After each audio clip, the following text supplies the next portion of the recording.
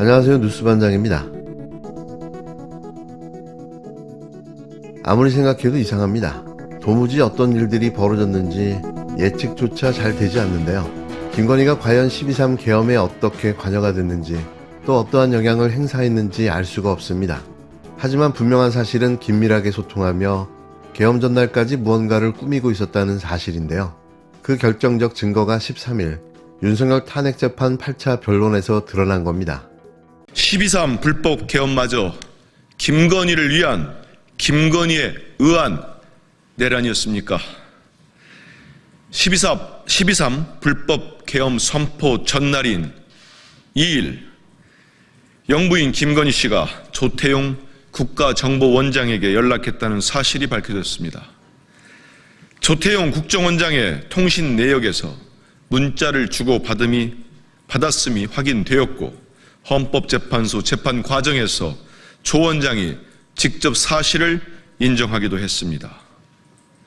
유연적 불법계엄 선포 전날 도대체 김건희 여사가 국정원장과 연락을 주고받을 이유가 뭐가 있습니까? 자신이 계엄 상황을 진두지휘하고 있었던 겁니까? 도이치모터스 주가 조작, 명태균 게이트로 세상에 알려진 공천 개입, 양평 고속도로 종점 변경 등 국정 개입까지 셀 수 없는 의혹의 중심에 김건희가 있습니다. 심지어 명태균 게이트에 연루된 김건희 씨의 죄를 덮으려 남편 윤석열 대통령이 계엄을 선포했다는 의혹이 팽배합니다. 12.3 불법 계엄이 김건희를 위한 김건희에 의한 내란이었는지 분명히 밝혀야 합니다. 검찰은 김건희의 내란 개입 여부에 대해 당장 수사에 착수하십시오. 검찰이 명태균 게이트 수사처럼 이번에도 머뭇거리는 일은 결코 없어야 할 것입니다. 김건희가 조태용 국정원장에게 무슨 이유로 연락을 했고 무슨 대화를 나눴는지 내란과 관련성은 없는지 철저히 수사하십시오. 비상계엄 바로 전날과 당일 김건희와 조태용 국정원장 사이에 문자를 주고받은 사실이 확인됐습니다. 이런 가운데 윤석열이 직접 김봉식 전 서울경찰청장에게 계엄 선포 이유를 설명하면서 개인적인 가정사를 언급했다는 증언까지 나와 후폭풍이 거센데요. 과연 계엄 선포 이유는 무엇이었을까요? 계엄 선포 배경엔 결국 김건희가 있었던 것이 아니냐는 비판이 나오는데요. 당시 김 전 청장은 이 가정사 얘기를 듣고 대통령의 지극히 개인적인 부분이라는 느낌을 받았다고 진술했습니다. 조태용 국정원장은 비상계엄 직전인 지난해 12월 2일과 3일 김건희와 연락한 사실을 인정했는데요. 정보수장과 대통령 부인 간 이례적인 연락에 의문이 제기됐지만 내용은 확인되지 않았습니다. 김봉식 전 서울경찰청장은 윤석열이 계엄 선포 이유를 설명하며 가정사를 언급했다고 했는데요. 국정원장이 영부인하고 왜 문자 주고받습니까? 자주 있는 일은 아니었습니다. 그 개인적인 가정사라는 게 뭔가요? 이 자리에서 답변 드리는 건 적절치 않은 것 같습니다. 비서실장도 수석들도 모른다. 네. 심지어 우리 와이프도 모른다. 와이프가 알면 화를 낼 것이다. 이런 말을 분명히 했습니까? 네, 분명히 하겠습니다. 당초 김건희는 계엄을 사전에 몰랐을 가능성이 높은 것으로 알려져 있었습니다. 하지만 조 원장이 계엄 직전 김건희와 연락을 주고받았고 계엄 선포 이후로 가정사가 언급됐다는 진술이 나오면서 상황은 변했는데요. 윤석열 공소장에 따르면 지난해 11월 24일 윤석열은 관저에서 김용현 당시 국방부 장관에게 명태균 공천 개입 의혹 등을 언급하며 나라가 이래서 되겠느냐고 말했습니다. 이후 김 전 장관은 계엄 선포문과 포고령을 준비하기 시작하며 계엄에 속도를 냈는데요. 김건희가 조 원장에게 문자를 보낸 지난해 12월 2일에는 윤석열 부부 육성이 담긴 것으로 알려졌던 휴대폰과 관련해 명태균 씨 측의 돌발 발언도 나왔습니다. 언론을 통해서 제출하거나 담당 재판부에 제출할 수 있거나 또는 정권 획득을 노리는 민주당에 제출할 수.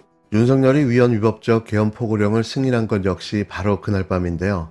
앞서 공수처는 윤석열 체포수행영장의 계엄 이유 중 하나로 김건희 특검법 추진을 적시하기도 했습니다. 김건희가 사전에 계엄 계획을 안 건 아닌지, 김건희가 계엄의 방아쇠 역할을 한 건 아닌지 의혹이 의심으로 의심이 사실로 바뀌어가고 있는데요. 대체 이들은 무엇을 감추려 하는 걸까요?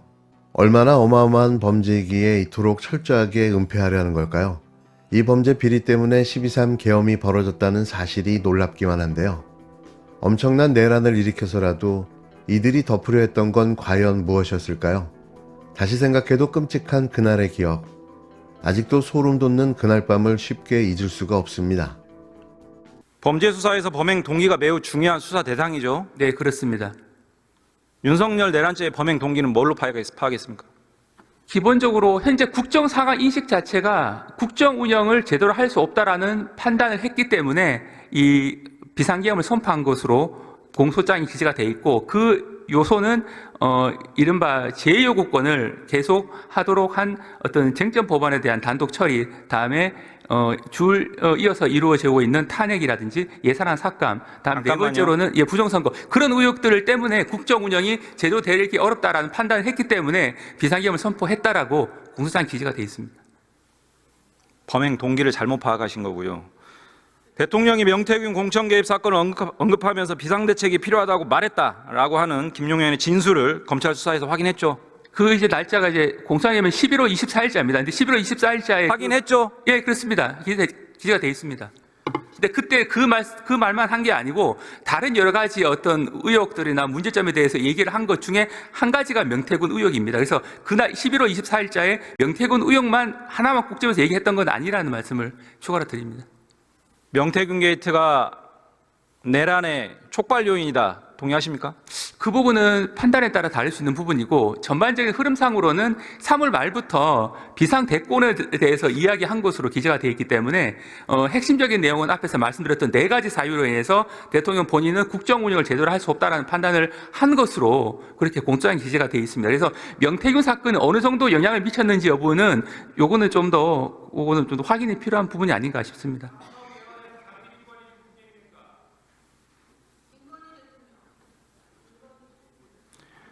소위 명태균 게이트 관련해서 추가로 피의자 입건된 정치인 있어요? 현재 그 부분은 앞에서도 다른 위원님께서 말씀하셔서 제가 그 부분은 수사 중인 사항이라서 대상자 부분에 대해서는 아직 말씀드릴 단계는 아니다라고 말씀드렸습니다. 김건희 씨 입건했습니까? 네, 그 부분까지 포함해서 수사 대상자의 범위에 대해서는 아직 말씀드릴 수 없고, 앞에서 이제 어느 정치인들 범위 등등까지 포함되어 있는데, 위원님께서 말씀하신 거는 이제 김건희 여사에 대한 소환 조사 필요성을 말씀하시는 것 같은데, 그 관련 이제 자료들을 검토해서 수사팀에서 소환 조사라든지 다른 방식으로 조사라든지 대정부 질의에서는 그런 답변 다 합니다. 네, 다만 이제 구체적인 피하지 마시고요. 네. 명태균은 법정에서 소위 황금폰에 대해서 부담스럽다, 전자레인지에 돌려 폐기하라, 아이폰으로 교체하라, 이런 검찰이 이런 얘기를 했다고 합니다. 네네. 이런 사실을 확인했어요?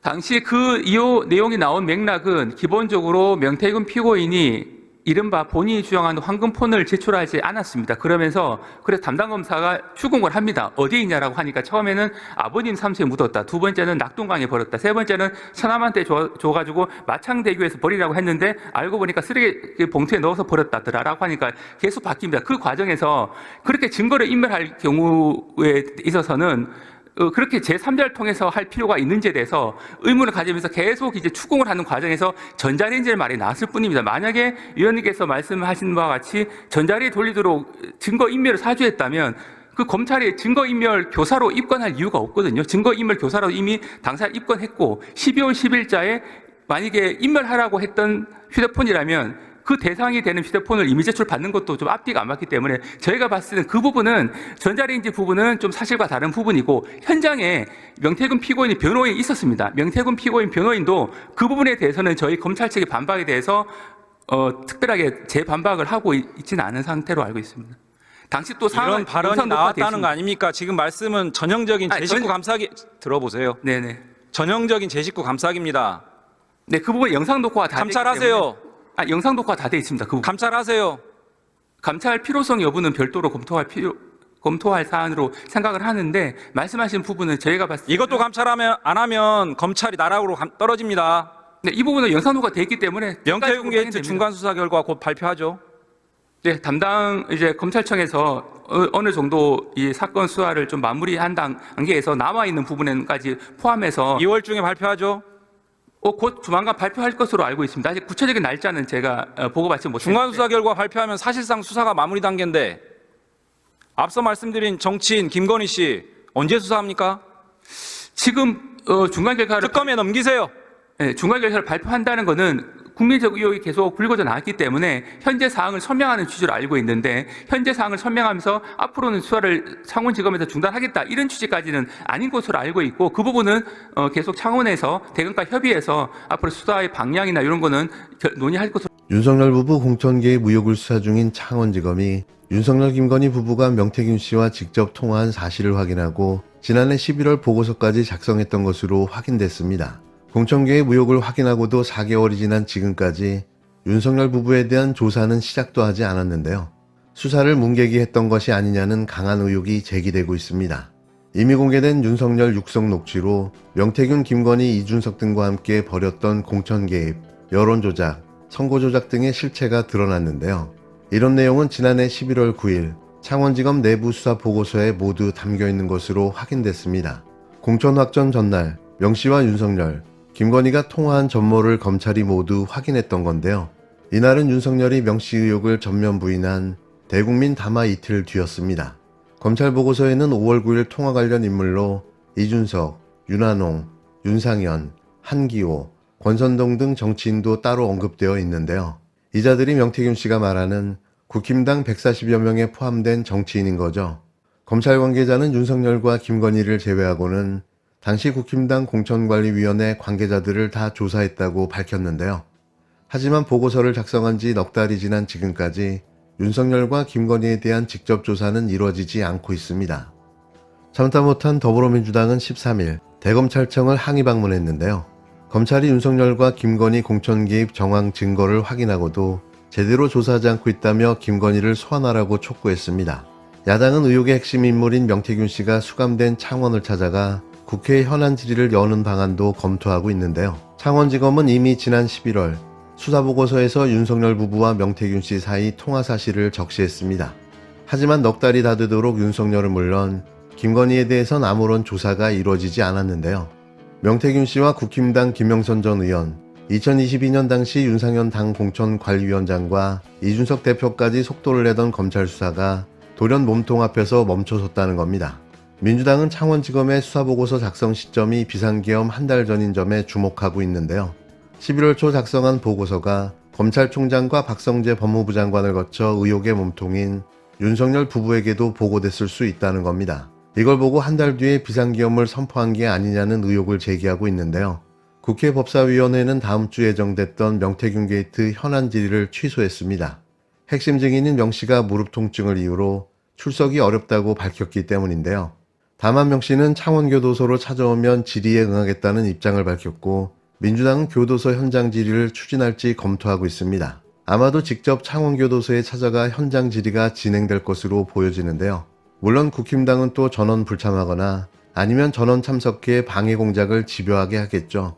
하지만 이런다고 감춰질 일이 아닌데요. 분명한 사실은 12.3 계엄은 명태균 게이트, 아니 김건희 게이트를 덮기 위한 이들의 최후의 발악이었던 겁니다. 근데 왜 그것만 보고를 안 받았어요? 유독 그것만 왜 시치미를 톡 떼요? 11월 4일자 수사 보고서는 굉장히 상세한 내용의 수사 자료입니다. 그 명태균 게이트가 활활 불이 타는 그 시점에 그 중요한 취임에 의해 대통령과 명태균, 대통령 부인과 명태균, 예? 남쪽으로 가는 꿈을 꿨는데 거기 가지 말라고 했던 그 어마어마한 내용이 들어가 있는 내용. 왜 그것만 요지를 보고받지 않았다고 이렇게 시치미를 뚝 떼요? 시치미를 떼는 것이 아니고 아니에요? 실제로 그 내용 자체를 보고받지 그럼 못했습니다. 창원지검에서 일부러 법무부에 보고하지 않았다 이런 얘기예요? 그것은 아니고 예. 기본적으로 수사 과정에서 생성되는 그런 수사 보고서 같은 세세한 문건들을 일일이 보고를 하지는 않습니다. 다만 요지를 지금 말하는 거잖아요. 요지조차도 지금 보고받지 않았다고 지금 얘기하는 거 아니에요? 요지에 대해서는 이 창원지검 수사팀이 예. 소위 총장이나 혹은 법무부에 보고가 제한될 수도 있는 특별수사팀입니까? 그거 아니죠? 그렇습니다. 예, 아니죠? 네네네. 다만 11명으로 수사진을 보강했을 뿐이죠. 네네. 보고받지 않았다고 하는 게 수상하다 이 말이에요. 그럼 네. 지금 우리 대행은 창원지검에서 이 명태균 게이트와 관련된 이 황금폰과 관련된 수사와 그 내용을 보고받을 의지가 있어요? 당연히 실체적 진실 규명을 위해서 필요한 부분에 대해서 이거는 보고받겠다. 이제 문제가 되니까. 그런데 그 당시는 보고받지 않았다. 당시에 제가 말씀드리는 것은 모순된다고 생각하지 않아요? 아니 제가 이제 설명을 드리면 그래서 특검을 해야 되는 거예요. 내가 오늘 아침에 20억 차용증이라는 제보도 받았어요. 20억 차용증. 알겠어요? 너무 엄청난 얘기라 내가 여기서 다 말을 못 하겠어요. 예. 운전면허증을 첨부했다는 게 카피해서 차용증, 주민등록번호, 전화번호 수사할 거예요, 안 할 거예요? 필요한 부분에 대해서는 당연히 수사를 하죠. 예. 검찰이 수사 제대로 못한다고 국민들이 그렇게 생각하고 있고 수사할 의지가 없다고 생각하고 있고 내란이 벌어지자 명태균은 사라졌어요. 창원지검은 사라졌어요. 황금폰도 사라졌어요. 포렌식을 무슨 한 달 동안 해? 왜냐하면 무슨 포렌식을 한 달 동안 해요, 그래? 피해자도 참여를 하기 수사할 때문에 거예요? 계속 수사를 하고 있습니다. 앞으로도 할 예정이 있고 받을 거예요, 안 받을 거예요? 필요한 내용에 대해서 수사를 보호받고 있습니다. 중요한 사건에서 받도록 하고 있습니다. 그럼 그 수사보고서 작년 11월 4일에 만들어진 그 수사보고서를 중요 사건이 아니어서 보고받지 않았다는 거예요? 개략적인 내용의 보고를 받지 거짓말하고 있다. 아닙니다. 세세한 내용에 대해서 그런 식의 보고는 받고 있지는 않습니다. 수사 보고서 문건을 예. 아니 이게 노선인지 타협의 규정의 노선인지 잘못하면 이 대란 행위에 기본적으로 수사 과정에서 생성되는 문건에 대해서 일일이 다 보고를 받지는 않습니다. 다만 일반적인 내용을 보고받을 수는 있는데 당시 상원팀에서는 계속 수사를 하겠다라고 해서 저희가 보고한 정도지 구체적인 이런 내용이 있다라고 세밀하게 그렇게 보도된 것 같은 내용을 하지는 않았습니다.